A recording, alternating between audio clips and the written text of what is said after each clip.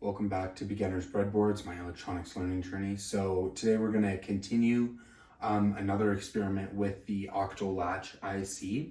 But instead of just using one of the latches, here we're going to be using all 8 of them. So this is an Octal Latch and an 8-bit output from the Arduino.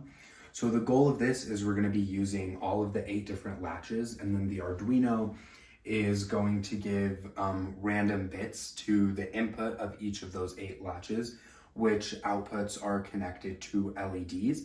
So whenever the enable is high, and we're doing the same thing here, which is the button switch. So whenever the enable is high, the LEDs will continue changing randomly. But when the enable goes low and you're no longer pressing the button, the pattern will be locked to whatever it was before. So all of them will latch to however the LEDs are lit. And so it'll keep one of, each LED will keep 1 bit there. So how we built this here is with the Arduino, we're using pins 2 through 9. And so each of them is connected to an input of one of the latches. The latch enable is common for everything, again, just using a switch. And then all of the outputs are each connected to an individual LED. And that's what each individual input receives 1 bit of data from the Arduino. This is the code for this project. It's pretty simple. So we start by creating an array for all of our pins. You don't necessarily need to do this, but it's the easiest way to define everything as an output with a simple for loop here. And then afterwards, to be able to have randomness here, you have to seed it. So we're just using an integer. We just picked 35, but the random seed. And so within the loop, this will create the random byte, which will create a random byte from 0 to 255. And then that creates 8 bits within the byte.